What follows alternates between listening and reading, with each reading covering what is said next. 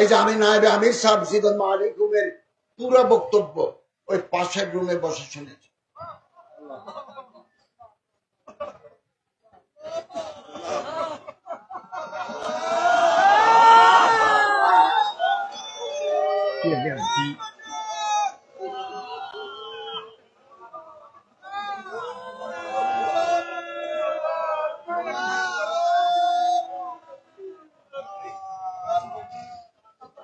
আমার চোখ দিয়ে অনবরত পানি বেরিয়েছে।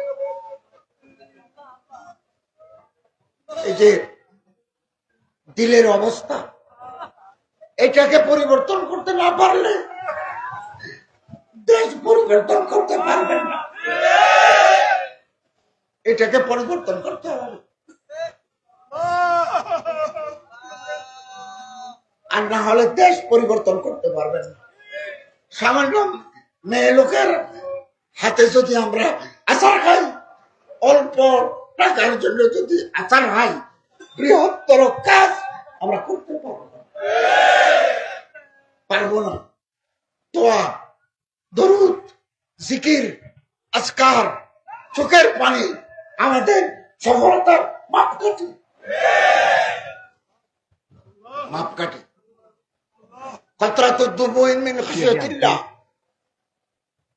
আল্লাহর ডরে যারা কাঁদে, এই চোখের পানি জাহান্নামের আগুন নিভাই দেবে। আমরা আল্লাহর রাজি করব, আমরা কবায়ের সাগায়ের গুনাহ থেকে দূরে থাকবো এবং সব সময় দোয়া পড়ব। আমি সরকারের দায়িত্বে আসার পর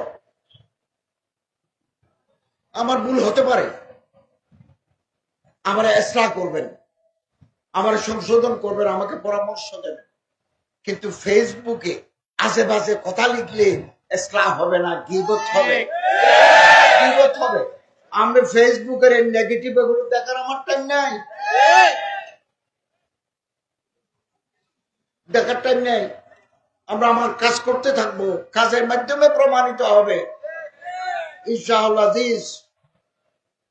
আপনাদের সহযোগিতা চাই। আগামী দিনে নতুন স্বপ্নের যে অভিযাত্রা, সেটা মন্দিরে মসজিদে পৌঁছবে।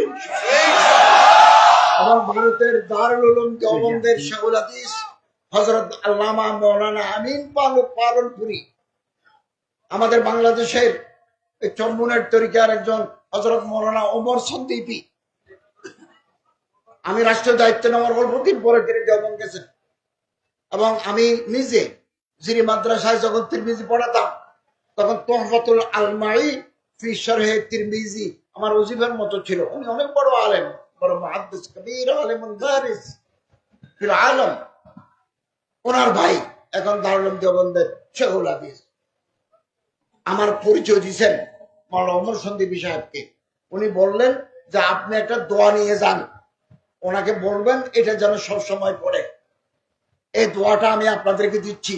ইয়া মুহাইমিনু জাল্লা জালালুহু, ইয়া সালাম জাল্লা জালালুহু। এই মুহাইমিন সালাম হতেন আল্লাহ, মহাশক্তিবান, মহাশক্তিধর। ইয়া মুহাইমিনু জাল্লা জালালুহু, ইয়া সালাম জাল্লা জালালুহু। এটা ওজিফার মতো করে পড়ে আসছি। শত্রুর সমস্ত চক্রান্ত ব্যর্থ হয়ে গেছে, আগামী দিনেও ব্যর্থ হয়ে যাবে ইনশাআল্লাহ।